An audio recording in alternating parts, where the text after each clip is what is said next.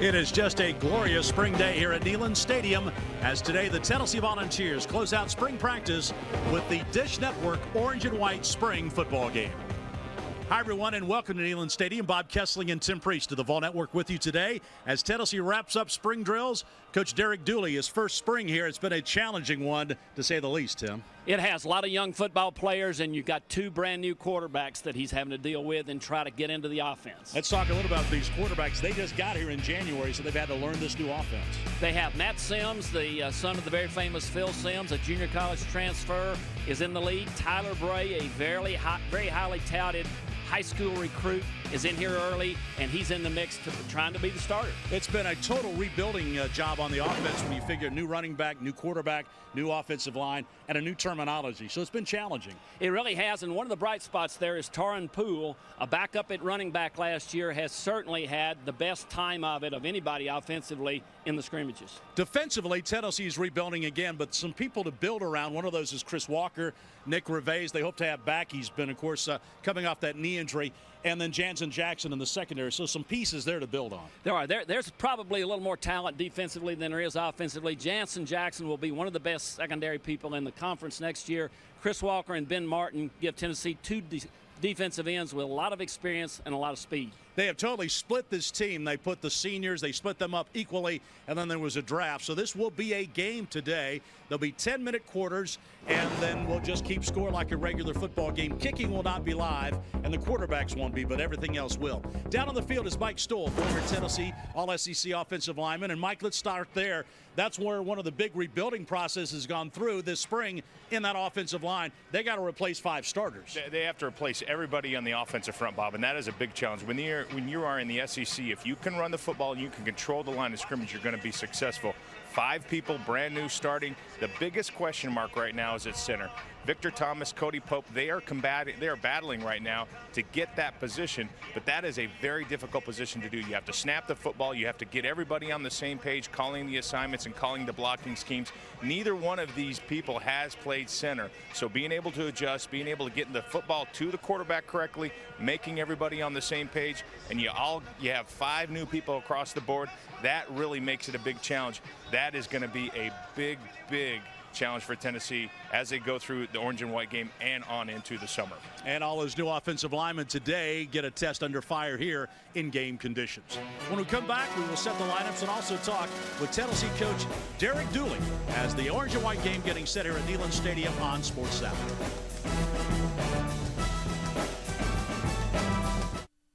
Teams now have just taken the field. The orange team on the far sideline. The white team will be on the near sideline as we get set for the kickoff for today's game.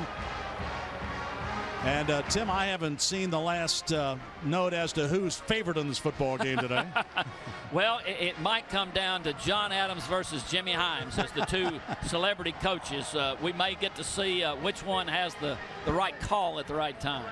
So they're tossing the coin at midfield. And again, they have divided this team equally between the orange and the white. And Matt Sims will quarterback the orange team, and Tyler Bray will coach the white team. And now Mike Stoll is chasing down Tennessee coach Derek Dooley. Let's go down to the sideline. And the last word before kickoff from Coach Derek Dooley is brought to you by Verizon Wireless. Okay, Mike? Thanks, Bob. I appreciate it. Coach Dooley, big excitement here. Talk about where you've seen your team most improve throughout the spring.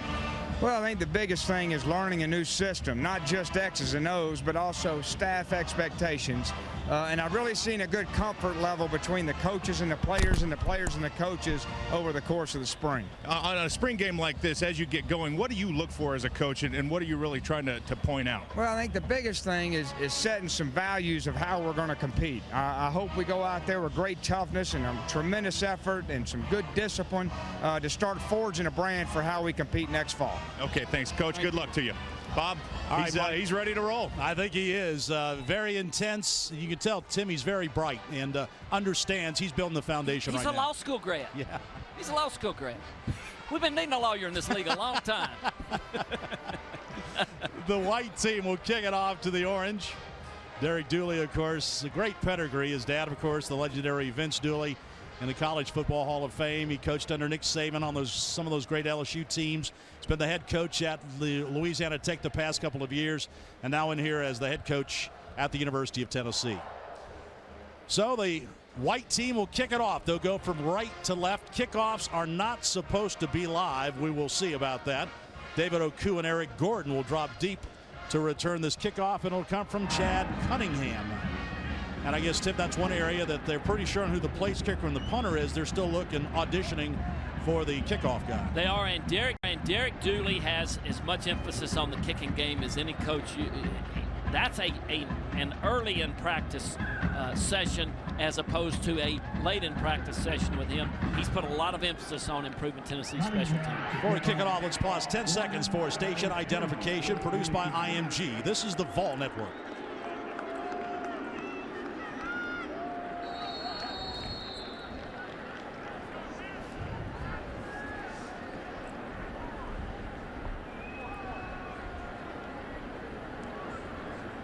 Cunningham to approach from right to left, and ladies and gentlemen, it's football time in Tennessee. As Cunningham's kick is a spinner, it'll be fielded at the 10-yard line by Oku.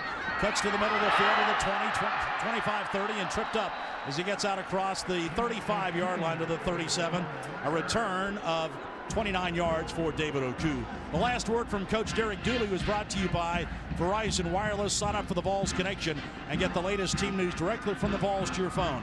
To sign up, send a text message to 1400 and enter TENN as your message, only from Verizon Wireless, the official wireless provider of the Tennessee Volunteers.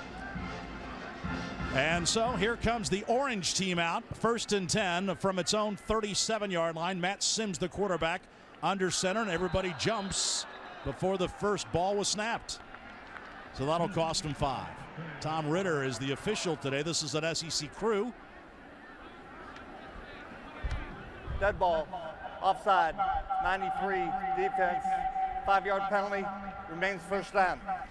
So Montori Hughes, Tim, a bit over anxious on the first snap. Perhaps it did not look like it was a hard count. You don't usually do a hard count on the first snap of the ball game, but Hughes a little anxious. So 5 yards for the white team on the penalty, and move it out to the 42-yard line, where it will be 1st and 5 now for Matt Sims and the orange team. Back to the offset eye to the left. Sims fakes a handoff, rolls to the right. Sims is going to be sacked back at the 32-yard line. They're not live on the quarterback, so all you need to do is grab him, and Marlon Walls did that. The sophomore from Olive Branch, Mississippi, sacks him back at the 34-yard line. Bob, it was a bootleg action, and the guard, the offensive line went left. Marlon Walls just shot the gap behind his guard that was pulling left, and the tackle didn't come down and knock him off. On the other side, Montori Hughes had penetration too. Your 2 starting defensive tackles are on the white. You might find that that's an advantage. Yeah, I think so. Back to the 34-yard line. That's a loss of 8. So it'll be 2nd down and 8, and Sims got out of the shotgun. Gets the pass, back to throw. Deep out pattern is complete to Gerald Jones up to the 47-yard line. Taken down, and that'll be just shy of the first down. Jones ran a deep out, taken down by Anthony Anderson after a pickup of 17. It'll be short of the first down. It'll be 3rd down and 1 for the orange team in this opening drive. Nice poise that time by Sims, taking his time, letting the play develop, letting the route develop, and just barely short. Picked up about 13 maybe on needing 14. And again, these are 10-minute quarters, and they'll play football. They'll run the clock normally. There's no speed-up clock during the game. 4 10-minute quarters. 3rd down and short for the orange team from its own 47-yard line. Sims under center. Single running back Oku. They'll try him over right guard, and he breaks the first tackle, gets him to the secondary, still on his feet. He's in the white territory down to the 45-yard line. That'll be a first down for David Oku, taken down by Darrell Vereen. Nice job by Oku. It looked like everything was stopped up, but one thing they're trying to teach the offensive backs better is have some vision. Know where to look to find the soft spot. And that time he did. He waited, hesitated a second, saw the hole, and hit it. So after the sack, Matt Sims comes and gets the offense cranked up, and now is a first down at the white 45-yard line. Sims under center, 2-step drop, looks, fade pattern, right sideline, the pass overshot. Down the near sideline, intended for Gerald Jones. The pass incomplete. It'll be 2nd down and 10. Let him just a little bit. Bump and run, man-to-man coverage, tight coverage. Probably it'll just be straight man-to-man all day, but that time, tight coverage. They tried to hit the fade route, just didn't quite have the timing there.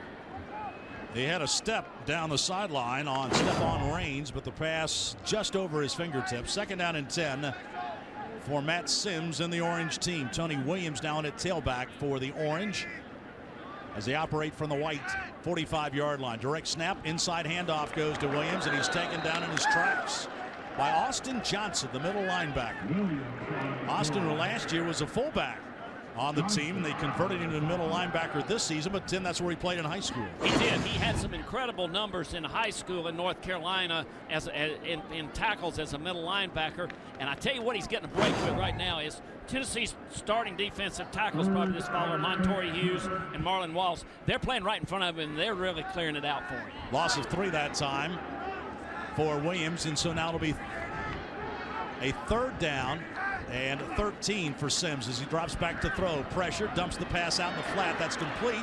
Making the catch and taken down at the 43-yard line is Tony Williams, the tailback, as Sims had to really look for somebody quickly as the white got great pressure on him. It's a pickup of 5. Nigel Mitchell-Thornton and Anthony Anderson make the tackle. But it'll be a 4th down, and so the Orange team will send the punting team out. And coming on to punt will be David Harrington. Harrington will stand back at his own 43-yard line. He's been competing with Chad Cunningham this spring for the starting punting job. Jansen Jackson is deep for the white team, and the kick is a pooch kick. It's going to be end over end and taken on a fair catch at the 10-yard line. A 33-yard punt by David Harrington. And so now the white team will take over with 6:18 to go in this first quarter in a scoreless game. Tyler Bray will be the quarterback for the white team, 6'6", 210 freshman from Kingsburg, California. He completed 61% of his passes in high school. He threw 41 touchdowns last season. Over 3,000 yards for his career in high school. He threw over 8,000 yards. So he can throw it a little bit. First play, a handoff to Torin Poole. And he picks up 2 or 3 yards over right guard, taken down by Herman Lathers. 2nd down 7. The white team from its own 13-yard line in a scoreless game. 3 wideouts to the right. Bray swings a screen pass that way. The pass complete, but for little or no gain. In fact, Matt Milton, the freshman, is taken down for a loss. They had trips set out to the right side. They flipped it out to Milton, the freshman out of Illinois, but nowhere to run, Tim. Well, you see something there that's so important in college that you don't think about much. When that guy's flaring, you got to throw the ball in front of him. That time is on his back shoulder. It turned him all the way around. They lost the timing of the play. That's a harder pass than you think it is, but you got to lead him just a little bit. 3rd down 5, and it's 3rd down and 5 at the 15-yard line. As, again, Bray drops into the shotgun, gets the snap, looks to throw, dumps it out on the flat. That's going to be complete, but for little or no gain, as Zach Rogers makes the catch, and he's going to be wrestled by Naz Oliver, and no gain on that play. So it'll be a 4th down, and the white team's going to have to send the punting team out. Really not a bad throw by Bray. Everybody was covered. That was the only place he could get the ball in, but there was just nowhere for Rogers to go once he caught the ball. So Chad Cunningham, last year's regular punter, will stand back in his own goal line with 4:28 to go in the first quarter and a scoreless game. Gerald Jones is deep for the Orange team, and Cunningham gets a low driving kick that'll be fielded at the 49-yard line in white territory. Jones signals for it, makes the fair catch, and that's where the Orange team will take over 1st and 10. A 34-yard punt by Chad Cunningham. 4:17 to go in the first quarter. Let's go downstairs to Mike Stoll. Yeah, Bob, so far really defense, as you see in the spring, they play pretty well. There's not so much gelling as far as offensive plays that have to go on. On that one screen, Greg King did a really good job of getting out there, putting a nice good lick. He's a guy I think they're going to count on quite a bit. A sophomore, played quite a bit as a freshman. He's somebody that can really step up for Tennessee at that linebacker position. Out of Memphis Melrose, again, yes, he will be a guy they can really count on this year. 1st and 10, the handoff goes to David Oku right up the middle. And Oku powers into white territory, getting it down to the 47-yard line where Montori Hughes and Austin Johnson make the tackle for the white team. I believe Oku's put on about 10 or 15 pounds since he got here last fall. He's got a little more muscle on him, a little more pop in his run. Last fall, he looked like he came in here 175, 180. He looks much stronger built now. Playing a lot of tailback this spring. Of course, he set records last year for Tennessee for returns and return yardage in a season. He broke Willie Gault's records here at Tennessee. 2nd and 8. Sims, a swing pass to the left. That's complete. Down to the 45-yard line to the 43 goes Gerald Jones. Nice throw that time by Sims, Tim. You threw about leading him a little bit. He did that to Gerald Jones that time. Just exactly. Needed just a little bit crisper block on the corner, and he's got a big play. But it was a nice job of leading the pass as he's running directly away from you. You still got to get it in front of him. That way they get about a 5-yard gain instead of no gain. The orange team now with a 3rd down and 4. That's a pickup of 4 to Gerald Jones on that swing pass. And now Matt Sims has his team 3rd down and 4 at the white 43-yard line. He'll roll to the right, looks for somebody, still rolls. Now he throws the pass away. He was looking downfield for Todd Campbell, but he was not open, and also Marcellus Teague was running down the middle of the field, but Sims had no time to throw it, and so the white defense comes up with a big stop, and the orange will send the punting team out again for the 2nd time today. Good pressure that time by the tackle and also by Corey Miller, true freshman defensive end, and just no real separation in the secondary by any of the receivers. So David Harrington on for his 2nd punt today, and back is Jansen Jackson for the white team. Snap is good, and the kick is a high floater that Jackson is going to let bounce, and it's going to take a reverse skip to benefit the white team, and the white team will take it as it is down by the orange at the 16-yard line. Just a 27-yard kick by Harrington, but it's pinned inside the 20. And that's where the white team will take over, 1st and 10. Scoreless game, 2:40 to go here in the first quarter at Neyland Stadium as Tyler Bray brings his white team out again. Bray was ranked as the number 7 pro-style quarterback coming out of high school. He was also a basketball player where he averaged 20 points a game and 9 rebounds. And was also a baseball player. Hit .455 in baseball last year and was a pitcher. So a very good athlete. Bray back to throw. Winds up long down the right sideline. The pass just incomplete. They tried to get his running back out of the backfield, but he wasn't open. Then he threw it long to Zach Rogers down the right sideline, and Eric Gordon was there defending on the play. Pass incomplete. Good coverage by Gordon. He had him all the way down the boundary. Actually a good throw if you're going to try to overthrow them slightly if they're covered that tight, or don't throw it inside and low where the defender can intercept it. Clock stopped, 2:33 to go first quarter, no score. 2nd and 10 for the white team at its own 16-yard line. Bray under center, backs in the eye this time, and the delay handoff goes to Torin Poole. Hit in the backfield, breaks a tackle. Another big lick at the 20-yard line, and Torin Poole falls forward that time and picks up 5 yards. That's the toughest 5 yards I think Torin Poole has made since he's been here, but he doesn't go down easy, does he, Tim? He really took a pop. I believe it was Eric Gordon in the secondary came up and really got a hit on him, but he kept his balance and picked up several yards. Now that's a good-looking big pop by Eric Gordon, but if you don't wrap up, that guy can run a touchdown on you. You got to grab him somewhere at the same time you explode into him. Big hit and big run by Torin Poole that time for 5. 3rd down and 5, White at its own 21-yard line. Bray under center, 3-step drop, quick out, that's complete. That'll be a 1st down. And diving out of bounds along the right sideline at the 27-yard line is Zach Rogers. Good quick release by Tyler Bray. And Zach Rogers, the sophomore out of Nashville, picks up 6. Very early, we're just first quarter, but Tyler Bray has showed he's got the arm to throw it deep, and he had the touch right there to get the ball in on pretty good coverage, just enough to get a 1st down. Nice throw. Tennessee trying to find a replacement for Jonathan Crompton and Nick Stevens. Both have started games here at Tennessee, but now Crompton going into the NFL draft, and Stevens will be looking for someplace else to play next year. On 1st down, handoff. Torin Poole into the Orange secondary, gets across the 35 out to the 37-yard line, close to a first down. Gerald Williams finally tackles him, but Torin Poole, the junior from Toccoa, Georgia, picks up a first down. Downstairs to Mike. Bob, we talked about the offensive line. That time a good job of everybody being on the same page and getting gelled together, so you pick up the next level blocks, you stay moving, your feet moving. That time I think that offensive line did a pretty good job opening a hole. Indeed, that's a 10-yard gain for Torin Poole. We're under a minute to go first quarter, scoreless. And the White has it first down from its own 37-yard line. Bray, delay handoff, going to Poole around the left end. Turns the corner to midfield into Orange territory. Down to the 46-yard line and out of bounds. A pickup of 18 yards for Torin Poole.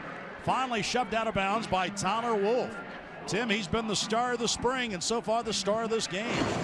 He looked like this last year and hardly ever got into a football game. He's got a really nice ability, Poole does, to see the opening, see the crack, feel the soft spot, and then accelerate into it, and he's got some wiggle to make the first guy miss. He's had 4 carries for 36 yards here in this first quarter.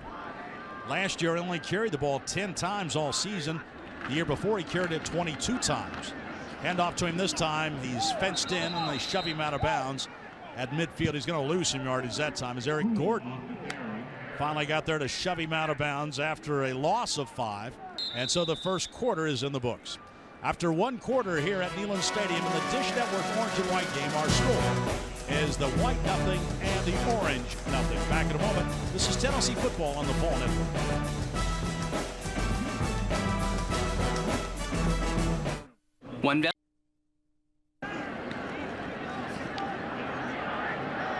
First play of the second quarter, and it's lobbed out of bounds, incomplete by Tyler Bray, as again pressure by the Orange team from Gerald Williams, the defensive end.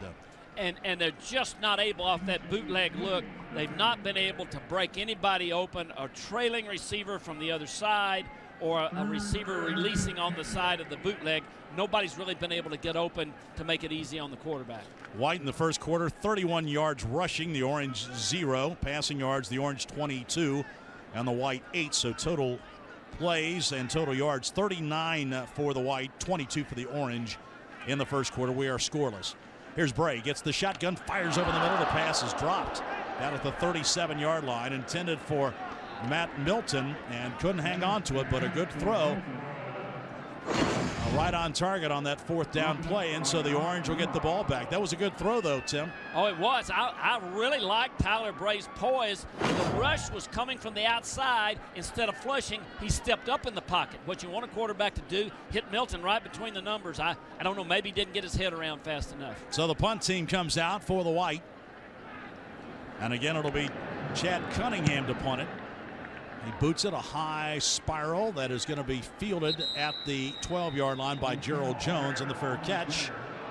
And so that's where the Orange team will take over, 1st and 10 after a 38-yard punt by Chad Cunningham. Downstairs to Mike. Yeah, Bob, one thing also, you watch the quarterbacks, and we talked about the center exchange. A lot of these quarterbacks, when they're back in the shotgun formation, you want to snap that football as a center. You want to hit the quarterback right in the breadbasket.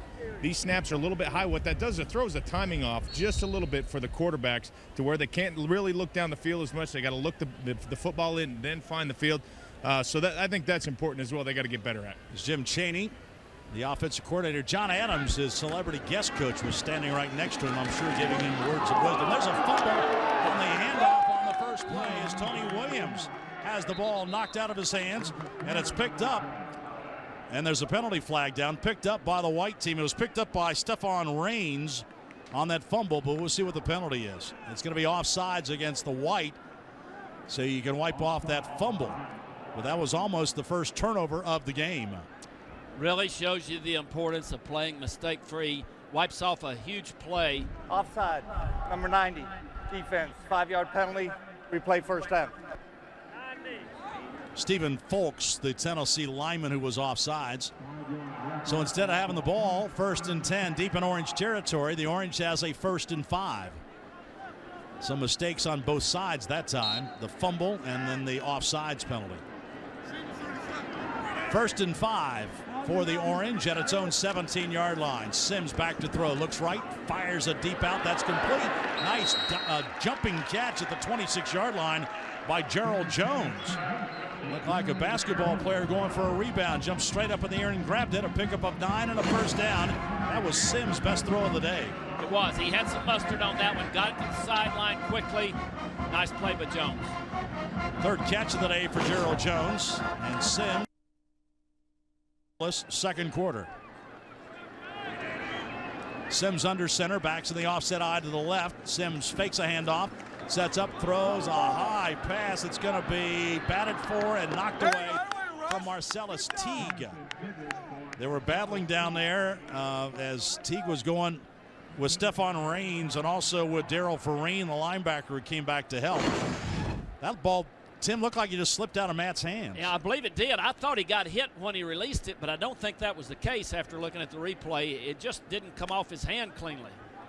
And Stephon Rains got back there to break it up. 2nd and 10, Orange at its own 26-yard line. And the handoff, tailback running left and trying to make some running room is David Oku, and he gets held up and spun down. Darrell Vereen was there making the play from his linebacking spot. Vereen is a young man out of Charlotte, North Carolina. He's played some in the secondary. They're trying to bulk him up a little bit.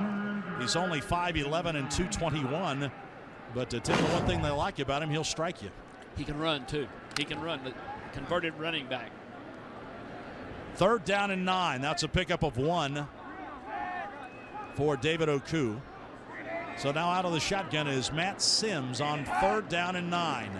Sims waits to throw, throws the out pattern, and threw it behind the intended receiver, Gerald Jones. He was running a fly, and Sims thought he was running a hook.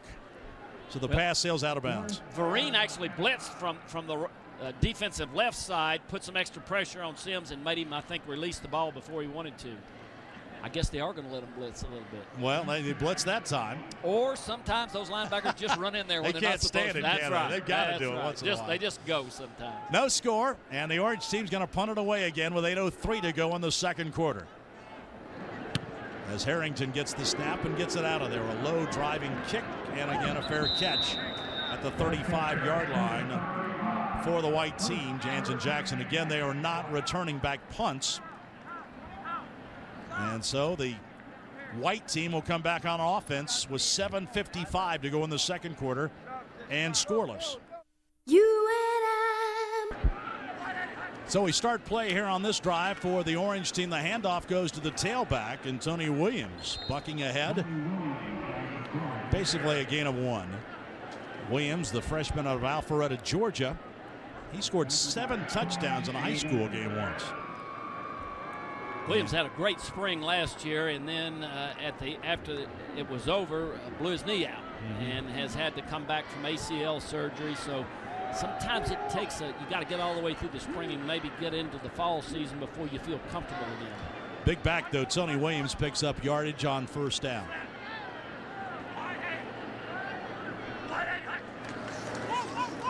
Orange has the ball. Mike Fromke is the quarterback now for the Orange team. He dumps the pass out in the flat. That's complete to Channing Fugate. And Fugate's written out of bounds. He's a freshman out of Jackson, Kentucky. One of the guys who enrolled here in January. And he picks up 4 on that reception. And so now the Orange team will have a big 3rd down and 5. Possession down on its own 19-yard line. So Fromke, a freshman out of Knoxville Christian Academy, has his team to the line of scrimmage. He'll operate out of the shotgun on 3rd down and 5. 2 wideouts to the left. Fromke steps back, pumps, pressured, gets rid of the pass. That's going to be intercepted, bobbled, and then dropped. 3 players had a hand on it. Anthony Anderson there. Nick Branham also almost got it. Both of them had a shot to intercept it, but it falls incomplete. That'll be 4th down for the Orange team. And so it'll be the 4th punt of the day for the Orange squad. That's a golden opportunity there for the white team to score some points, but Anthony Anderson couldn't hang on. Back at his own 5-yard line is David Harrington. Gets the snap and gets it out of there. Best punt of the day. High spiral, fair catch at the 37-yard line by Jansen Jackson. And so a timeout with 4:29 to go in the second quarter. No score. The Orange nothing, the White nothing. Back in a moment. This is Tennessee football on the Vol Network. With high-speed internet. The White team at the 37-yard line. Tyler Bray, the quarterback for the White. Back into the game. Back to throw on first down. Being pressured. Rolls to the left. Dumps the pass ahead up to the 45-yard line. It's complete. Out of midfield. That's Torrin Poole. Poole into Orange territory to the 30-yard line and out of bounds. So making something happen that time as Tyler Bray finally finds Torrin Poole underneath, and that's a big gain of 32 yards to the Tennessee tailback. One of the knocks on Bray, or the knock on Bray, was slow feet. That time he did a very nice job of coming out to the left and finding the open receiver. All right, so we got that figured out. So the White with a football, and Tyler Bray just hit Torrin Poole on an underneath pass that went for 32 yards. And so the White team has it first down at the Orange 30-yard line. Delay handoff this time to Torrin Poole over left guard. And not much there. He picks up 2. But, you know, a moment ago on that pass again to Torrin Poole, Poole did a nice job just finding an open spot to let Tyler Bray get the ball to him. He seems to have very good vision, to have a feel of what's happening on the field and where the soft spot is in the passing game as well as the run game. It'll be second down and 8 for the Whites, down to the Orange 28-yard line. 2 wideouts to the left, 1 to the right. As now Tyler Bray operating out of the shotgun. He's been there for most of the second quarter. Gets the snap, back to throw. Bray wings the pass. That's complete. Out of the 18-yard line and ridden out of bounds is Matt Milton. A lot of zip on that pass from Tyler Bray. Pickup of 9 as Darrell Vereen runs him out of bounds. That one kind of just stuck in his chest. I don't think Milton quite got his head around quick enough then either. Bray really shot the ball in there. Milton is a big target. He's 6'5". He's a guy, particularly when you get closer and closer to the goal line, that you like to have matched up against a defensive back or a linebacker. But nice throw by Bray.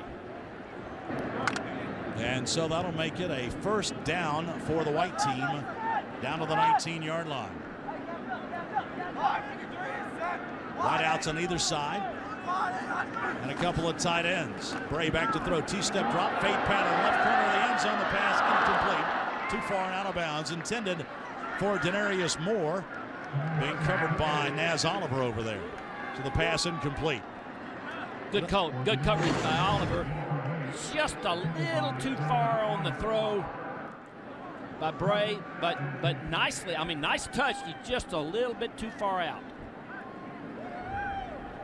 It will be second down, 3 minutes and 2 seconds to go in the second quarter. Scoreless game, but the White team is threatening. Tyler Bray today, 5 of 10 through the air, 49 yards. Second and 10. White team from the Orange 19-yard line. Same set, 2 tight ends, single running back.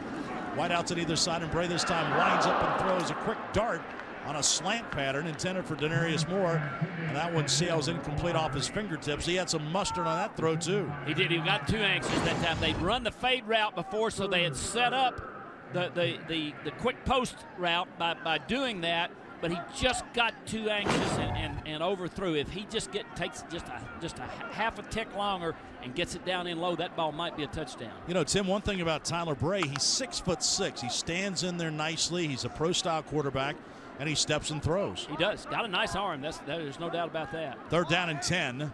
White team from the Orange 19-yard line. Bray gets the snap, back to throw, sets up, winds up, and he's going to be sacked. Couldn't find anybody open, and there was pressure up the middle as Lathers got there along with Greg King, the linebackers, and so Tyler Bray takes a sack, which is what you don't want in that situation. That'll move the field goal unit back some. They get sacked back at the 23-yard line, a loss of 4.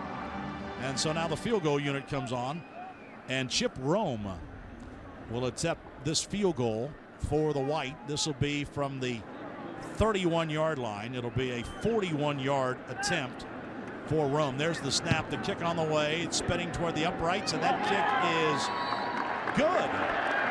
And so the White team takes a 3-0 lead on the 41-yard field goal by Chip Rome. Timeout, 2:12 to go in the second quarter, and the white team has taken a 3-0 lead. We went around surprise. To give the white team the lead, Chip, a junior out of Christiana. He transferred in from Austin Peay State University, and he caps off a 7-play, 40-yard scoring drive that took 2:17 off the clock, and the white team scores first, leading 3-0. Chad Cunningham now will kick things off for the white team with 2:12 left to go in the second quarter. Attendance today, 35,891, which is the third largest ever crowd for a spring football game. The kickoff is bobbled, and then a blast as Oku gets taken off his feet by Jansen Jackson. He bobbled that kickoff, and Jackson came down and blasted him. We thought they were supposed to thud. That was more of a bang on the kickoff, wasn't it? Never should drop a kickoff. Dropping a punt is going to happen sometimes. A kickoff, unless it's one of those that's darting around, a flutter kick should never be dropped, and Oku paid for it. So Jansen Jackson, he's a big hitter, and Oku found that out the hard way right there. It'll be first down for the orange team. They will mark it at the 32-yard line, is where they have moved the ball upfield some. And so now Matt Sims back in at quarterback for the orange, trying to answer the field goal by the white.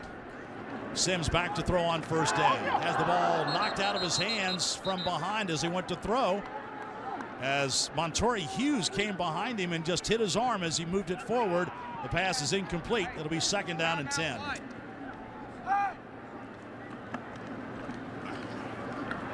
Second and 10. Matt Sims rolls to the right. He'll be sacked at the 32-yard line. Sims trying to find some running room or find somebody open. Taken down by Daryl Vereen. And of course, the quarterbacks aren't live, so as soon as you hit them, they're down. And white team now is going to take a timeout with 1:57 to go.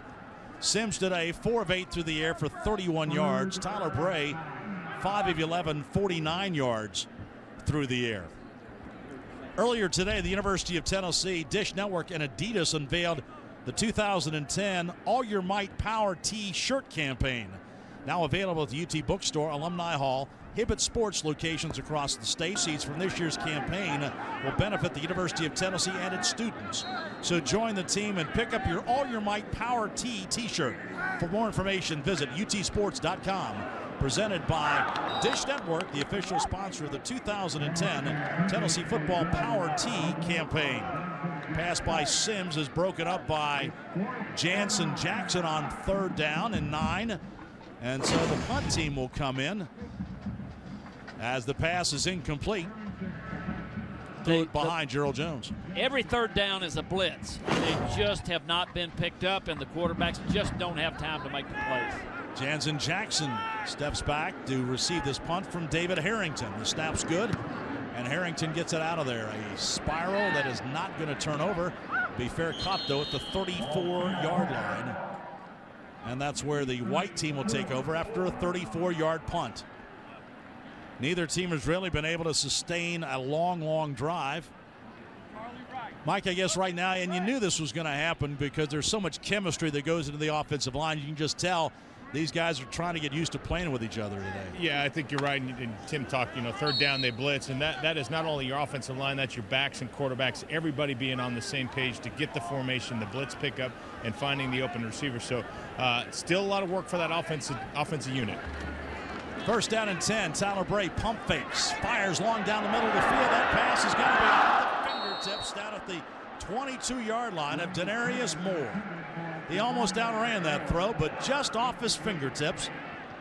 As again, the white team winds up, and that time Tyler Bray, Tim, shows he's got a very good arm. He does. Very good protection and just barely overthrows here.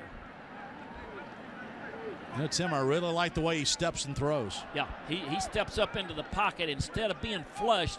Most high school quarterbacks are used to they can flush out and run around the end and make something happen in high school. Doesn't happen in college, but he's doing a nice job of staying within the pocket and making his throws and get pretty good protection up the middle at least. 1:41 to go. Clock stops second quarter. White leads 3-0. Tyler Bray out of the shotgun, drops to throw. Looks, underneath pass, that's complete. to the 37-yard line and breaking a tackle. Torin Poole still on his feet across the 40 to the 45 and the 47-yard line. He turned into what was not a very good play at all into a pickup of 14 just on his own. You're not going to spin him down. He's got too good a balance. Got a wide foot, bow-legged. He's got too good a balance to just be spun around and slung down. 1:30 to go. The clock is stopped as Naz Oliver goes limping off the field. So now we'll start it up again. 1st and 10, 1:28 to go. Bray back to throw, being pressured this time and knocked down. Gerald Williams got back there and a sack. And they'll put it at the 41-yard line, a loss of 8. So a bull rush that time by Gerald Williams. Gets back and gets Tyler Prey. That's one of those for Bray. As soon as he set his feet, somebody was hitting it. Yeah. Got to get him better protection than that. Today a big day for Torin Poole. 7 carries, 38 yards, 2 catches for 46 yards. As his white team leads by a score of 3-0.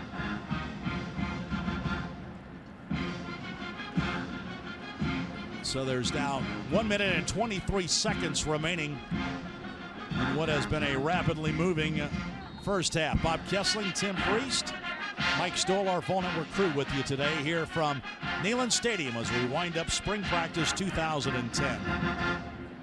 2nd down, 17.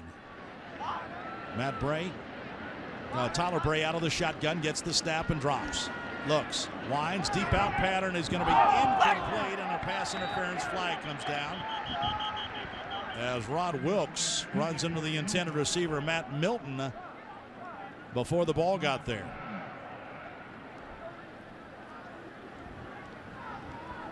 Wilkes is a player who can force between wide receiver and defensive back, and that time he just made the play, Tim, before the ball got there. He did, and Milton didn't run the crisp. I don't think he's ever going to catch the ball. He didn't run the crispest of route. He just kind of rounded it off. He needs to take that one step to the inside to freeze the safety and then break that pattern to the boundary, and he's going to be open a lot quicker. 3rd down and 17 to go. Make it a 1st and 10. The ball at the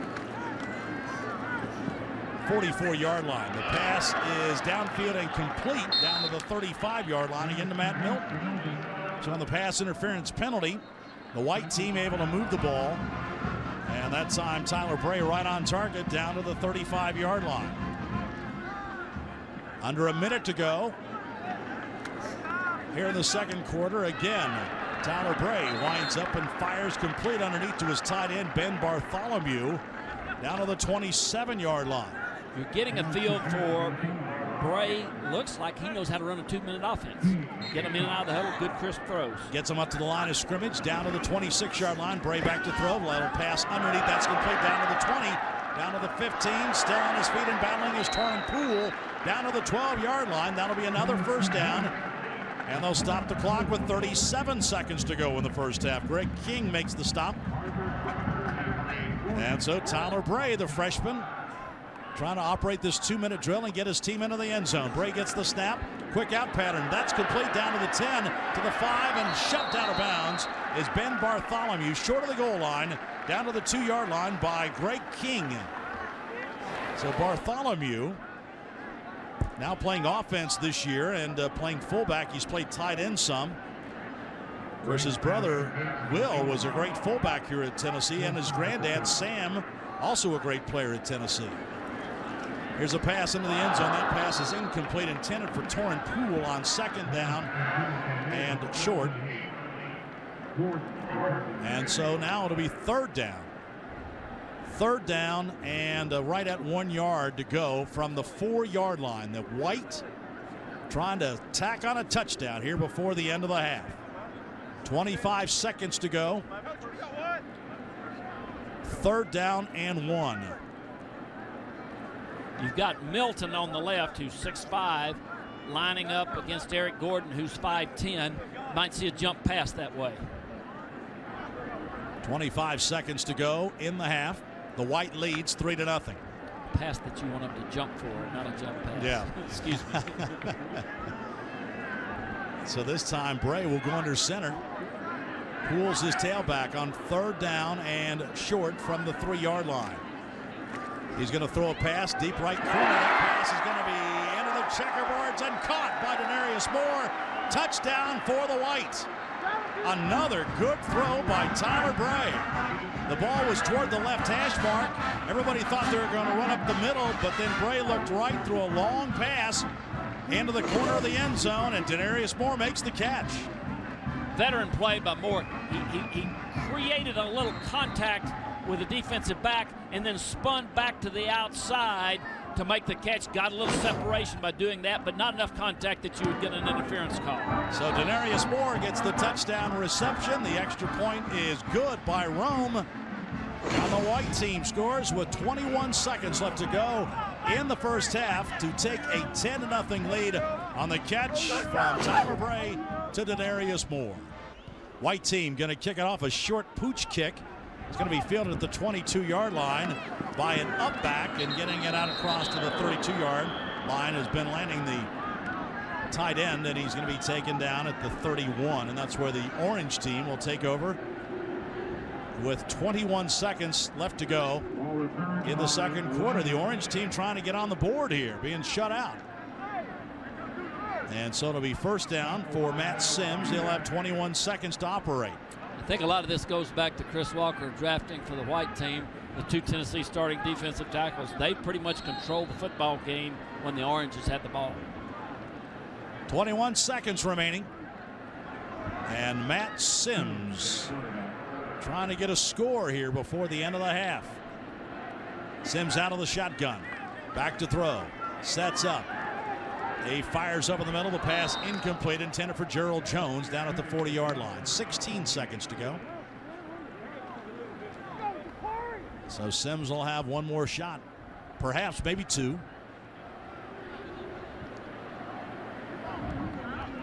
Sims started his career at Louisville, played 2 games there in 2008. Only threw the ball 10 times. Said he's grown up a lot since then. He spent last year at El Camino Community College. And now he's come to Tennessee.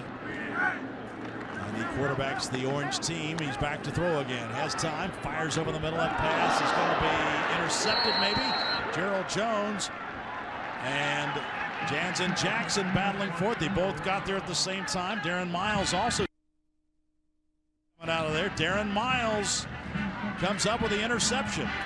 Good aggressive play by the safety. The ball's in the air. It's as much your ball as it is the receiver. Sims kind of locked in on Jones, running that deep curl pattern inside. And Darren Miles reacted from the safety position, broke up hard, and made the play. A really good play by the safety there. Good coverage by Tennessee, and Miles comes up and then took the ball away from Gerald Jones. And so with 10 seconds to go in the half, they'll bring Tyler Bray out for one last shot at the end zone, perhaps. They give the interception down to the 44-yard line. And so it'll be 1st and 10 for the White. The White leading 10-0. Tyler Bray gets the snap, winds up, throws over the middle. That ball almost intercepted. And the pass is incomplete, dropped by Rod Wilkes. He had a shot at the interception, but can't hang on. And so 1 second remaining. And I think Coach Dooley said that's enough. We'll go to the halftime and wind it up and regroup. So they run the clock, and that's the end of the half. So the first half, Tyler Bray has led his team to a 10-0 lead. Bray on the first half, 10 of 22, 98 yards, and a touchdown pass as the White leads it by a score of 10-0. Halftime activities, there will be a touch football game between former Tennessee greats. We'll get some of that, and also we'll talk about the award winners today when we come back in just a moment. At halftime of this Dish Network Orange and White Spring Game, our score is the White 10, the Orange nothing. With the White at the half leading the Orange by a score of 10-0. White team with 9 first downs, 32 yards rushing, 98 yards passing. Total offense for the White team, 20 plays, 130 yards. For the Orange, 2 first downs, just 2 yards rushing, 31 yards passing, 29 plays, but just 33 yards of offense for the Orange team in the first half. Orange quarterback Matt Sims is 4 of 11 from on the day for 31 yards and interception. The freshman Tyler Bray leading the White team, 10 of 22, 98 yards and a touchdown in the first half. Leading rusher in the game for the white team is Torrin Poole, 7 carries for 38 yards. David Oku for the orange team has 3 carries for 12 yards.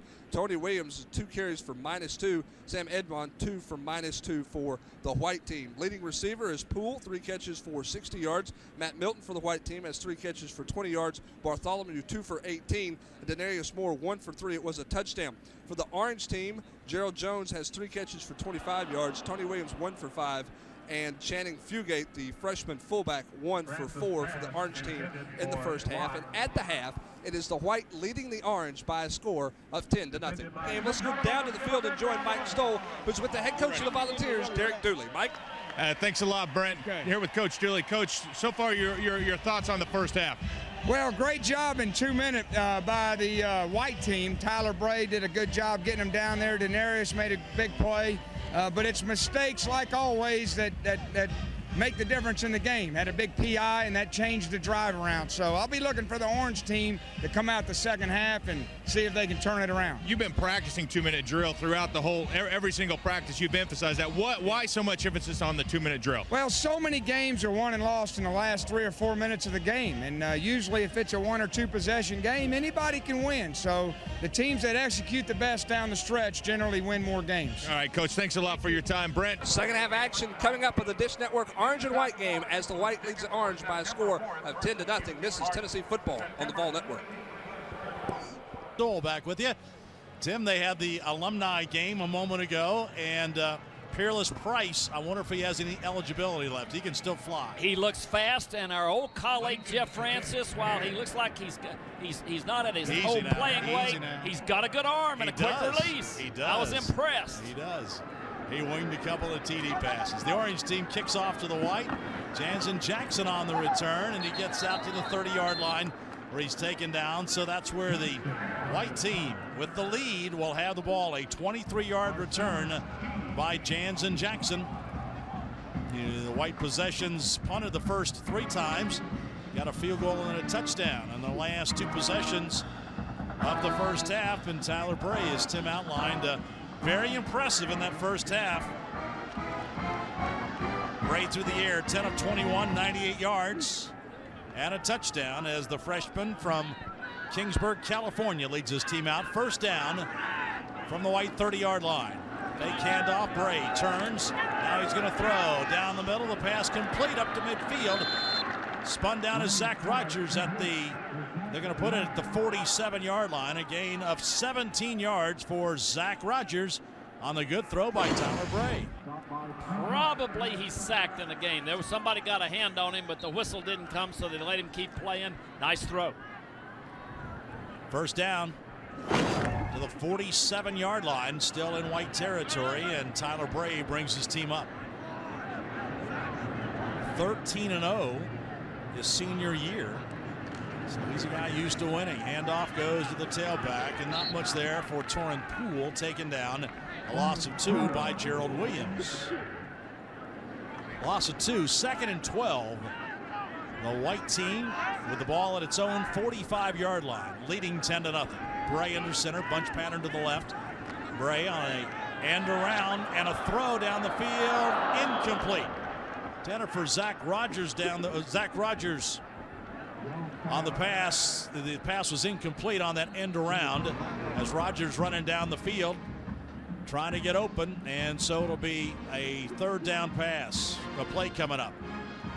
Bob, you talked about Gerald Williams having a good day. He's matched up against Daniel Hood. Daniel Hood came out of high school at Catholic here in Knoxville as as tight end, moved to center. He's just been moved to left tackle. He's probably at a great disadvantage playing a senior defensive end, but they think he's going to be a good football player. So it's a 3rd down 12. The trick play, Denarius Moore, and the throw to Zach Rogers, incomplete. Now 3rd down, and Bray back to throw the pass, incomplete behind the intended receiver, Zach Rogers, down at the orange 45-yard line. So Bray misfires on the pass intended for Rogers, and the white team will have to punt it away. Chad Cunningham will drop back to punt. And Gerald Jones drifts back to his own 15-yard line. Cunningham, who has handled kickoff duties as well as punting, in fact, even kicked a couple of field goals last year for Tennessee. Punts this one, a high, beautiful spiral. Jones will get a fair catch at his own 10-yard line. Best punt of the day for Chad Cunningham, a 45-yard punt down to the 10, and that's where the orange team will take over first down. And now Tim will see if Matt Sims can get anything going offensively. Matt Sims has had kind of poor field position all day, but the big problem he's had is Montori Hughes and Marlon Walls. Yes. They have really. Walls is a little bit undersized. He was a high school linebacker, but he's really fast. He may have trouble with a double team, but he's going to get through some cracks this year and get some pressure. Orange team trying to get something going. Has not much success in the first half offensively. First down from the 10. Sims hands to David Oku, running left, and he's tripped up as he gets across the 10 and dives ahead out to the 15-yard line. 2nd and 5. Orange at its own 15-yard line. Sims under center, offset eye to the left. Sims bootleg pass coming out, and nobody's open, so he just throws it away. And again, good pressure up the middle as Tennessee gets that defensive front right in his face. And Corey Miller, the freshman from Welford, South Carolina, got into that time, Tim. I doubt in high school Corey Miller saw too many played bootlegs against him, but he has really gotten upfield and gotten good pressure every single time almost they've come his way. Downstairs to Mike. Yeah, Bob, on those bootlegs, they work well. If you can run the football, that's going to suck those defensive ends. They're going to look for that on that play action with the offensive line. If you don't run it well, you can't cheat those defensive ends in. Matt Sims has missed his last 6 passes. Now he rolls right on 3rd down. He's going to take off running, gets to the 25. And is going to be tackled. That should be a first down. As Sims rolls out right, nobody open. And Sims is able to get it out to the 25-yard line before he's touched. And that'll be a first down for the orange team. Sims is not going to make a living scrambling, but I will say he's got pretty good footwork. Got a little foot speed there and got the first down. In high school up in New Jersey, won a state championship his senior year as his team went 12-0. Made the state finals his junior year as they won 11-1. Hand off up the middle, tailback. Fighting ahead is David Oku, not much there, and he's shoved back. Pickup of 2, Gerard Askew makes the stop. Freshman out of Chesapeake, Virginia, in a linebacking spot. Askew's been around the ball. He really got a good pop coming from the backside. He stayed behind the play so that when Oku turned it up, Gerard Askew was there. 6 feet maybe, but about 235. He's got some pop. There is going to be some depth at the linebacking spot. I guess if there's one bright spot on this defense, that is the depth there with LaMarcus Thompson, Nick Reves, Austin Johnson, Herman Lathers, and a bunch of other guys competing for playing time. Here's Matt Sims on 2nd down, a pass incomplete, intended for Gerald Jones up at the 30-yard line, knocked away by Stephon Rains. Right in the middle of the field. On 3rd down, he'll operate out of the shotgun. Gets the snap and drops to throw. And he's going to be hit. And they let him play on, and he throws the pass complete up to the 35-yard line. They do not say the sack. They say it's going to be a complete pass to Marcellus Teague. And they'll mark him down at the 35-yard line, a pickup of 8. Chris Walker said something to his head coach maybe about that play continuing after what looked like it might have been a sack. It was Walker who got in there from his left defensive end spot. And they let the play continue. So a first down for the orange team. 6 minutes to go, 3rd quarter. Sims made a good throw after he avoided the rush by Walker. That's the longest drive of the day so far for the orange team. 25 yards, 7th play. Handoff Oku going left. Tries to get to the corner and can't do it. Roll down. Pickup of just 1. Corey Miller was there along with Stephon Rains. Nowhere to go. Just Oku tried to cut it up, just never could find the slot that he could get through. Downstairs to Mike. Yeah, Bob, and talking about that, we watched Dan Williams, and Tim referenced him earlier, how well Dan ran sideline to sideline. Montori Hughes had a great opportunity to watch him. He has really started to pick that up. The nose tackle, defensive tackle is really moving well sideline to sideline. And when you can do that and you're a big guy, that's going to help you out tremendously. Sims on the bootleg throws it underneath to his fullback, Channing Fugit, who makes the catch and makes short yardage as he comes out of the backfield to the right. Pickup of 2 as the Sims couldn't find anybody up and downfield and threw it underneath to Fugit. a freshman out of Jackson, Kentucky. Fugit got caught up with the defensive end and kind of lost his balance a little bit. That slowed the play down and kept it from being maybe a 5-yard gain and cut it down to about a 2-yard gain. Another third down, big third down for Sims. Nice tackle by Austin Johnson from his linebacking spot, too. 3rd down and 4 for the Orange from its own 39-yard line. Sims out of the shotgun, back to throw. Here's the blitz. Sims hit as he throws. The pass complete to Gerald Jones. Breaks a tackle to midfield into white territory down to the 38-yard line. As Sims that time hung in there pretty well. He gets pressure. Found Gerald Jones, who was finally taken down by Anthony Anderson, but not before he picks up 20 yards. Jones has been around. He's a senior. Not the fastest guy on the field, but very crafty. Knows how to run routes, how to make a guy miss it. Battling an ankle injury for most of the spring, but healthy today, and makes the catch, and it's down to the 39-yard line. 1st and 10, Orange. Best drive of the day for Matt Sims and company. As we go under 4 minutes here in the 3rd quarter with the White leading 10-0. Sims fakes a handoff, rolls right, looks, fires long down the field. The pass is going to be juggled and caught down at the 6-yard line. Gerald Jones in between 2 white shirts. Jones comes up with the play. He knocked it up in the air, came down with it, and the Orange team will have it 1st and goal on a great catch by Jones. Nice throw, and Jones had beat him deep, beat the cornerback deep. He adjusted, one-handed, tipped the ball to himself, made the play. Great catch by Jones. Anthony Anderson was right there with him, but Jones makes the play, and the Orange team will have it 1st and goal down at the 6. Big play for the senior wideout from Oklahoma City, Oklahoma. Backs going to the I formation on 1st and goal from the 6. The Orange team threatening. Sims fakes a handoff, looks for the end zone, fires deep left side. The pass is going to be caught. Touchdown, Tennessee, Gerald Jones. He makes big back-to-back plays. Won a juggling catch down to the 6. On a 1st and goal, he gets the pass from Matt Sims, and Jones gets into the end zone for the first time today for the Orange team. Really nice throw by Sims. The play just barely had room to get it in before he got out of bounds, and he was well covered. Just a really nice throw into the left corner of the end zone. You can't cover that much better than Stephon Rains at that time, but just a better throw and a great catch by Gerald Jones. And now Matt Sims is going to come on and hold for the field goal or extra point attempt by Daniel Lincoln.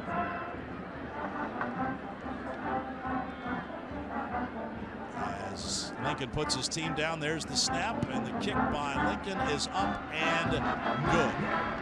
3:11 to go in the 3rd quarter, and the Orange, with its best drive of the day, is on the scoreboard for the first time.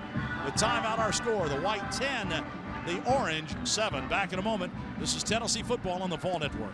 My favorite ice Baseball on Fox Sports.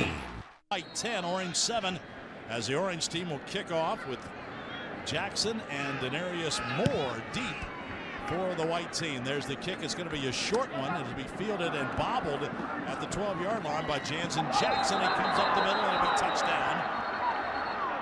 And where are they going to put him down? Touch, they say, at the 30-yard line. Jansen Jackson, now he's going to score a touchdown that time. No doubt, Tim, that Jansen Jackson's a guy who's a playmaker, and they expect him to make plays this year. And maybe the fastest guy on the team. I like the idea of seeing him kick off back, assuming he's got enough energy. If the other team is driven down the field for 10 plays, he's defended, but he's certainly got the breakaway speed you'd like to see on a kickoff returner. Gerald Jones, the touchdown scorer for Tennessee, capping off that long drive, and now the White will try and answer.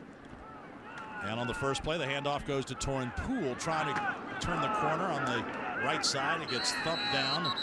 No gain. I think about 8 different guys in the orange shirts finally got a shot at him. Greg King was there first, the linebacker on that side, to turn him back in. Jones for Tennessee, 3 catches and 58 yards on the day and a touchdown. 2nd and 9, White team at its own 31-yard line.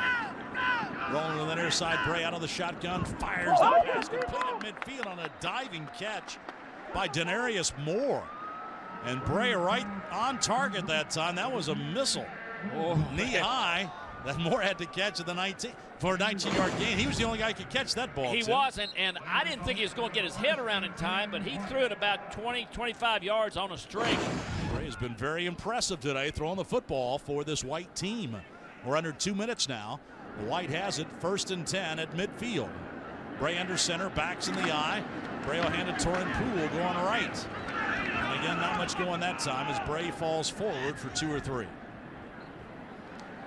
Poole, the junior out of Toccoa, 4th leading rusher on the team last year, and at that point only gained 85 yards. So that tells you Montario Hardesty got most of the carries all last season. In fact, he has 10 carries today for 37 yards. That's all Poole got last year. All season long was 10 carries. He can catch the ball out of the backfield too. He looks like he's a potential big weapon for this offense. 2nd down, right at 9 yards. And one thing about Poole, he's had a great attitude through all of that last year. He was always the first guy to show up for practice, one of the last guys to leave. As this time pressure and trying just to dump the ball off is Bray, and the pass is incomplete. So again, pressure right up the middle by the Orange team, and Bray has to get rid of it. I think they're going to have a coaching point with Bray. He needs to be out of the tackle box to make that throw. If he's in a real ball game and he's dropped back straight and he throws it to the sideline like that and there's nobody out there, they're going to call grounding on him. He's got to get out of the tackle box if he's going to make that throw. Clock stopped, 58 seconds to go here in the 3rd quarter. Tyler Bray's White team holding on to a 10-7 lead. Coach Derek Dooley has been on the field all day long calling in the plays as he stands behind both offensive teams. He's out there behind Tyler Bray right now on 3rd down. Bray steps up, fires over the middle. That pass knocked away, incomplete. Just stepping in front of the throw is Jake Story, the middle linebacker, and knocks it away. And that'll be a 4th down, and the White team will send out the punting squad again. That pass, that time Tim thrown into triple coverage. That was not a good decision. Not a good decision. Trying to make the quick slant throw, but both linebackers and the safety were both on it. 5th punt of the day for the White team, and Chad Cunningham will drift back to his own 37-yard line. And Gerald Jones will be deep for the Orange. There's the kick, a low driving one that'll be fielded at the 16-yard line by Gerald Jones. 33-yard punt. 46 seconds left to go in the 3rd quarter, and the Orange team now will get the ball back with a chance to take the lead. The White team leads the Orange 10-7, and Matt Sims brings his team out. Sims on that last drive, 5 of 7 through the air, 69 yards, and the touchdown to Gerald Jones. He'll have to put together another long drive to take the lead here in the 3rd quarter. Sims back to throw on 1st down. Sets up, being pressured, and they sack him. Get back there to the 7-yard line. They put him down. You got to get rid of it there. You're in the pocket. You're inside your 10-yard line. You just got to get rid of it. Throw it over a receiver's head out of bounds. He had time. It was just really good coverage in the secondary. Nobody got separation, but got to get rid of that ball. Hard to take that sack back inside the 10. Corey Miller gets the sack. He had 18 sacks in a game one time. 38 sacks in his career in high school. And he's having a good spring game. Yeah, 2nd and 17. Sims on a little delay handoff right up the middle and getting out across the 15 to the 20. Out to the 22-yard line is David Oku. I misspoke a moment ago. That's 18 sacks in his junior year. 18 in a game would be a lot. 38 in his career. That would have been a lot. Been a tough night for the other team. Yeah, it would have been. That takes us to the end of the 3rd quarter. The Orange has scored a touchdown here and has made it tight. We go to the 4th quarter with the White leading the Orange here at the Fish Network Orange and White spring game, 10-7. Back in a moment. This is Tennessee football on the Vol Network.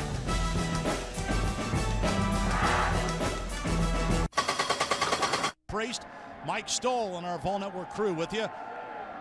And Eric Berry, the roar you just heard in the background. He was just given his Southeastern Defensive Player of the Year by the Atlanta Touchdown Club on the field, and it's always good to have Eric Berry back here at Shields Watkins Field.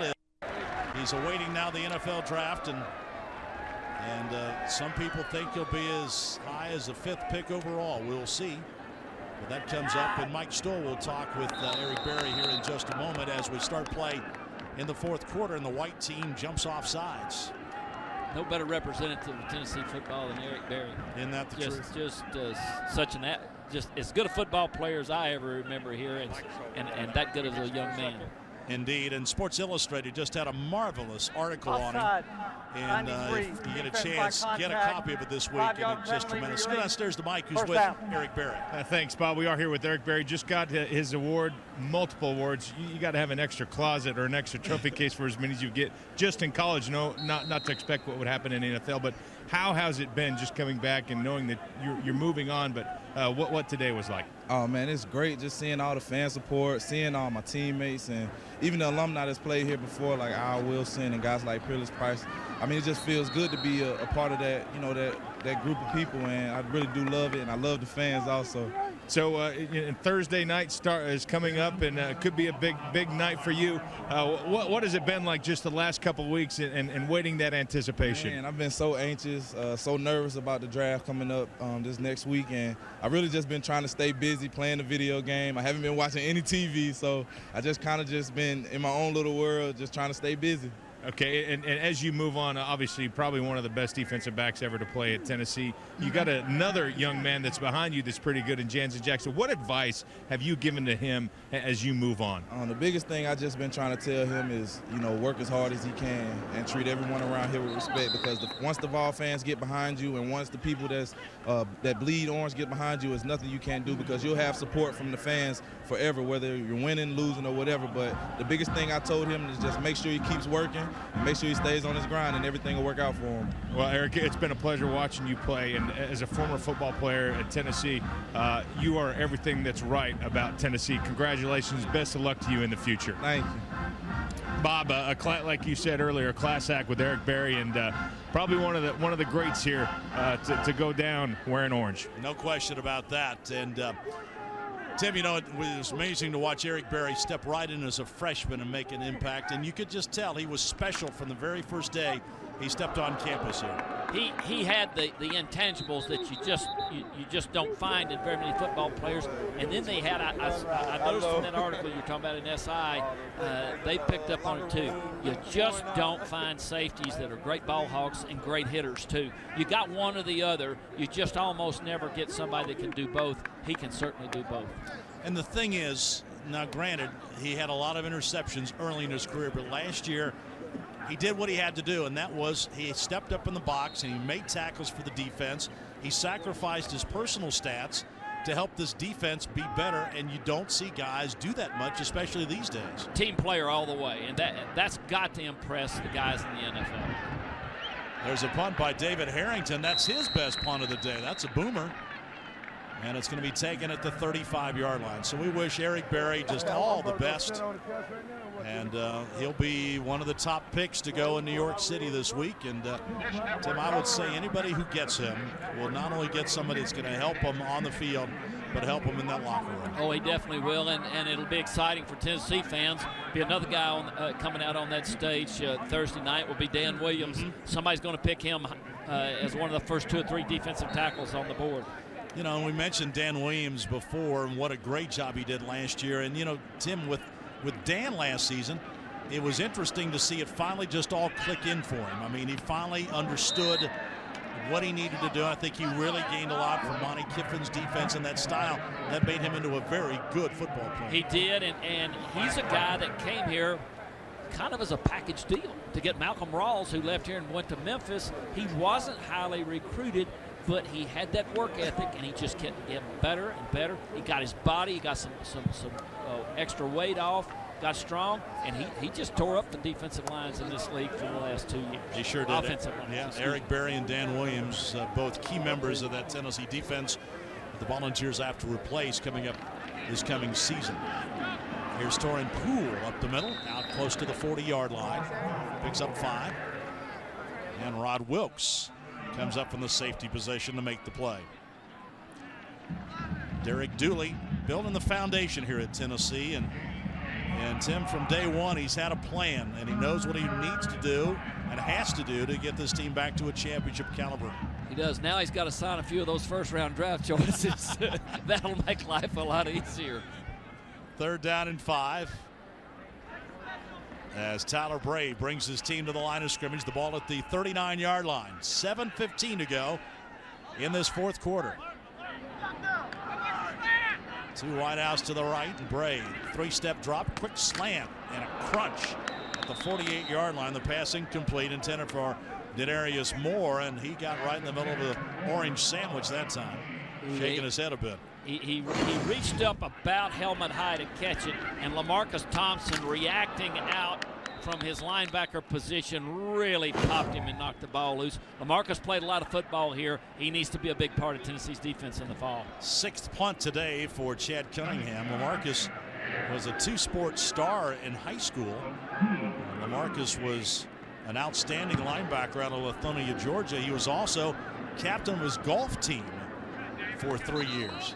I needed him yesterday then in the Letterman's golf tournament, because those 3 guys I was playing with, and me too, we needed a player.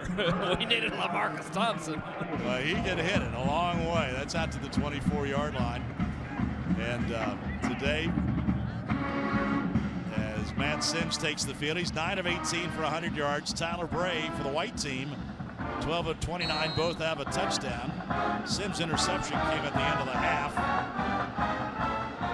But statistically so far, Tyler Bray has the best of it. Now, Matt Sims, with his team trailing 10-7, again has the chance to drive him down the field and take the lead. Handoff, tailback, not much there for David Oku. Nigel Mitchell-Thornton on the stop, pickup of 2.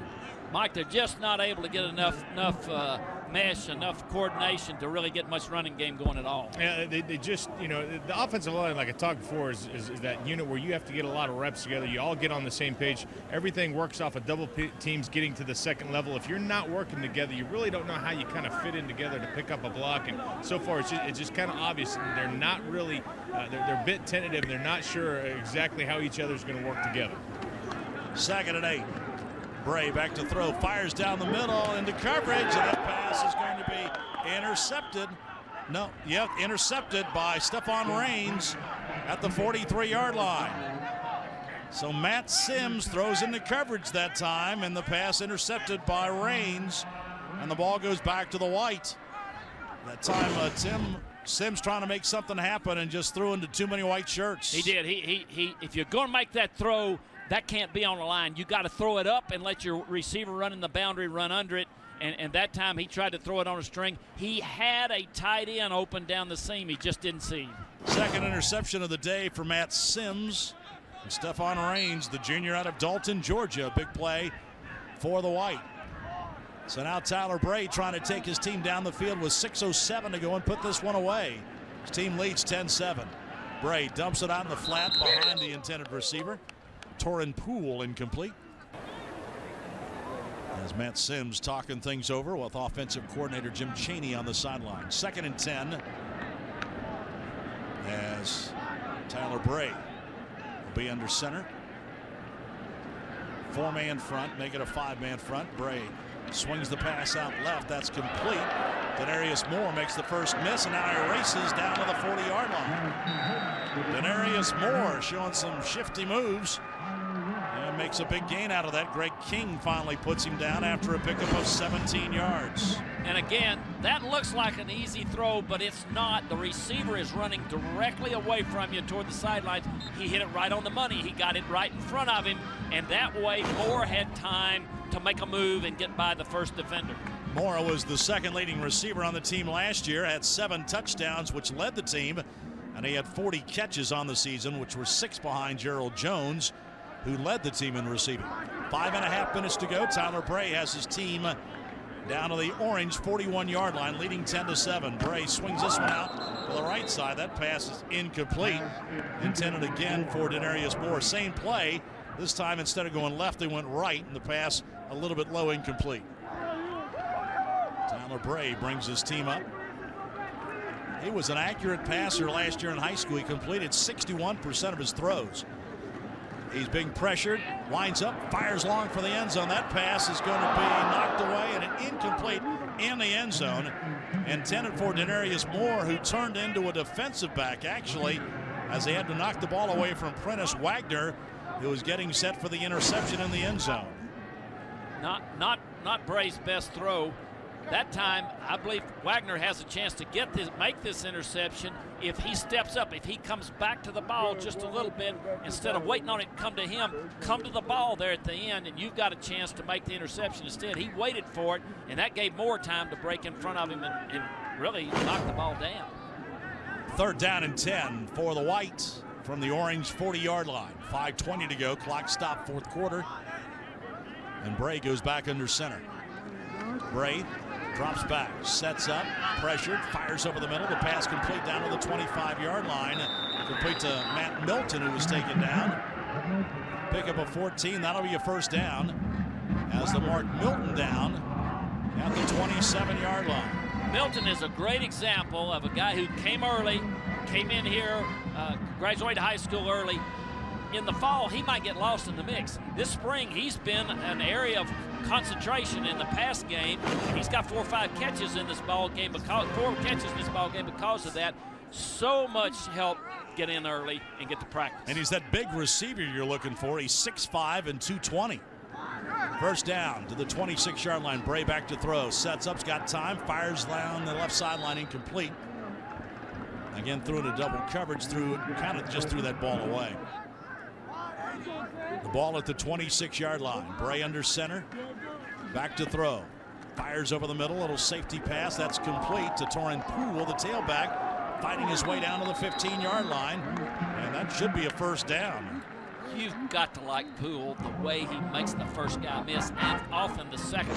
Great with the spin move. Just really good balance with his feet and a terrific ability to make a cut and make a guy miss him. And today he has 4 catches for 71 yards. Downstairs to Mike. Like Tim was saying, when he catches the football, he's got a low center of gravity, moves his hips well, he spins well. I think he is going to be somebody that Tennessee is really going to rely on a lot going into the fall. I don't think there's any question about that. 1st down from the 16. Bray throws out, pattern complete, down to the 10-yard line to Matt Milton. He's wrestled down over there by Greg King, the linebacker. And Tyler Wolf is over there, a pickup of 7.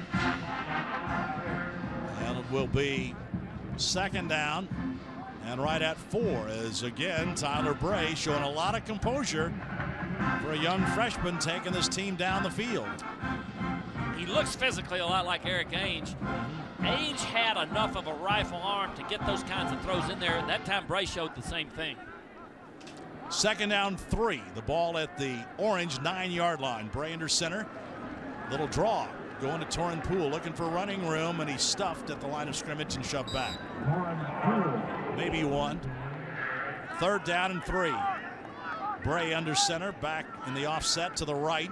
Bray's going to roll to the right. Sets up, looks, fires for the end zone. That pass going to be incomplete. It was caught out of the end zone on the interception by Prentice Wagner, but the pass was well out of bounds. As now it'll be 4th down and the field goal unit will come. Bray again tried to squeeze that one in there, but the pass is incomplete in the back corner of the end zone. And so now the field goal unit comes out. Chip Rome, who was already booted 1 today for the White, will try this one from the 18-yard line. This will be a 28-yard field goal from the left hash mark. Snap is down, kick on the way, and that kick is going to be good. 2nd field goal of the day for Chip Rome. And now the White team expands the lead to 13-7 with 3:25 to go here in the 4th quarter. Dogs identify. Chip Rome has kicked his 2nd field goal of the day as the White team leads 13-7, and the White will kick it off again, going left to right. There's a squib kick. It's going to bounce and be fielded at the 13-yard line by David Oku. And Oku comes out across the 30 and knocked down at the 33-yard line. That's where the Orange team will take over. Right now, let's pause 10 seconds for station identification. Produced by IMG, this is the Vol Network.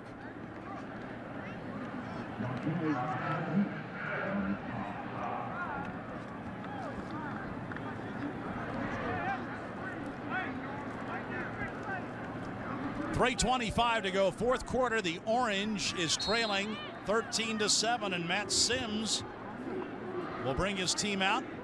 Can win the game with a touchdown drive. They'll take over 1st and 10 at the Orange 34-yard line. Sims out of the shotgun, back to throw. Sets up, got time. Now he takes off running. He'll be sacked. Let's see if they put him down short of the line of scrimmage. Marlon Walls again. Tim, I think you hit it maybe the first possession. When you've got Montori Hughes and Marlon Walls out there, that's making for a long day for that Orange offensive line. They have more speed, more size, everything than the other defensive tackles, and that makes a difference. Sims pass to the out pattern is intercepted by Anthony Anderson. He's going to run it back in for a white team touchdown. Sims trying to throw an out pattern, and Anthony Anderson jumped it at the 30-yard line and ran it back for a score. And the white team now pretty much has put this one out of reach. Third interception of the day for Matt Sims, and the white leads 19-7. And Tim, that time that was a veteran play by Anthony Anderson as he jumped that route. It was, and it's something you think your quarterback ought to see. Not the play Matt Sims wanted to have out there. Nice play by Anthony Anderson. He cheated on it a little bit. He got away with it and made the play. Well, he ran it back for a touchdown, but apparently now they're going to rule he stepped out of bounds. And they're going to mark it at the 22-yard line. I'm not sure he stepped out. Mike, did you see him step out? Bobby stepped out right here in front of me. Did get it. If he wouldn't have juggled it and caught it on the run, I think he would have scored. But like you said, Matt Sims not happy with 3 interceptions today. No. First down now for the white team is take that touchdown off the board. A pass into the end zone is incomplete. And the pass was intended for Ted Moline. Incomplete as Tyler Bray wings that one. So take the touchdown off the board. And it still remains white 13, Orange 7. It's going to go down at the 22-yard line now. It'll be 2nd and 10 for the white team.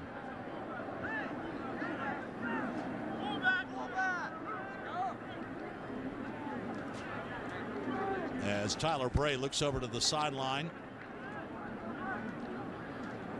Gets his team lined up. They had to get a fullback in for this set. On 2nd and 10, Bray hands it off to the tailback. Sam Edgman, he's rolled up in the backfield. White leads 13-7.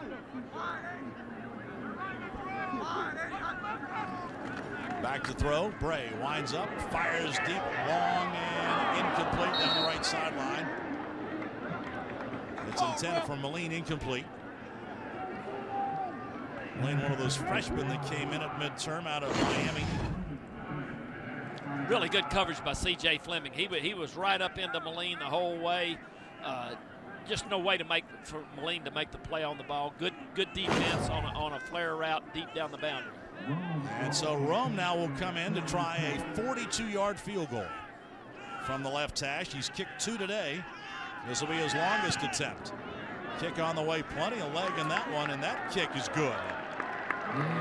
Keep him around. Yeah. Keep him around. Big day for Chip Rome. 3 field goals, 41-28, and that last one from 42 yards out. As now the white team leads the Orange 16-7. There's the kickoff, and Eric Gordon back to field that kickoff. Gets up to the 20, 25-yard line and taken down as he gets out across the 30. And that's where the Orange team will take over. Now trailing 16-7 with 2:23 to go. Gordon, the 5'10" freshman out of Nashville Hillsborough High School, led him to a 2008 state championship. Very good athlete. Trying to find a place to play here in this Tennessee defense. Put the ball at the 42-yard line is where the Orange team will start this drive, and Matt Sims comes out again. He has 3 interceptions today, and the last one picked off by Anthony Anderson. Sims back to throw. Fires underneath. The pass is caught to the 45-yard line. Spinning out to the 47 is David Oku. And the tackle made by Gerard Askew. Tim, I would think that Matt Sims has learned some tough lessons today. Yeah, very definitely. This is the most time they've had all spring without a whole lot of coaching between plays, and some of it's been very good, some of it not so good. Pass complete that time to Marcellus Teague. Down into white territory, down to the 38-yard line. Well, Matt Sims, you would hope, can end this orange and white game on a positive note here with under 2 minutes to go. Maybe get his team into the end zone. He swings a pass out right. That's complete to the 35-yard line and out of bounds. Goes David Oku. Clock stops, 1:43 to go. You know, they start workouts, I guess, Tim, in about a week or so. So then the summer work begins, and everybody, you want to have a positive note to build on. So that's why you hope that maybe Matt Sims can do something here in the last 2 minutes of this game. You definitely do that, and you're going to spend most of the summer with most of these guys here. And they work just like every other school does. A lot of 7-on-7 on their own, and Matt Sims is going to be a big part of that. 2nd and 6. Sims from the white 34-yard line pass underneath is going to be caught and then blasted as David Oku had it but couldn't hang on to it as Askew hit him right in the middle of the back. Good hit as soon as the ball got there. It'll be 3rd down. Askew looks like he's got some ability. He was redshirted last year. You know, people say when they get redshirted, oh, what happened to so-and-so? What happened to so-and-so? He got redshirted. Gerard Mayo was redshirted here. Lots of good football players get redshirted and then come on and they mature. They learn more what it takes to play in college and become great players. Askew's up to 230 right now out of Chesapeake, Virginia. 3rd down and 6. Matt Sims back to throw. Sets up, fires. That pass is going to be a diving attempt at the 30, and they say incomplete, intended for Marcellus Teague. 1:33 to go in this spring game, and now the Orange team has a 4th down, 4th and 6.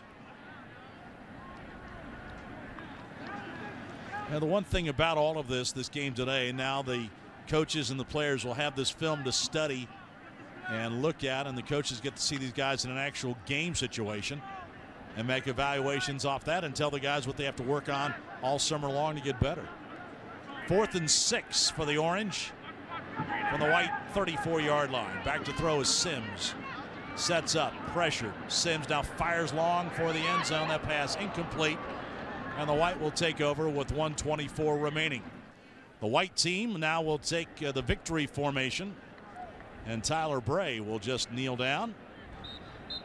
And so I guess, Tim, if there's a story in this game today, it has been the performance of Tyler Bray. Been very good, very smooth, very collected, and has played very well.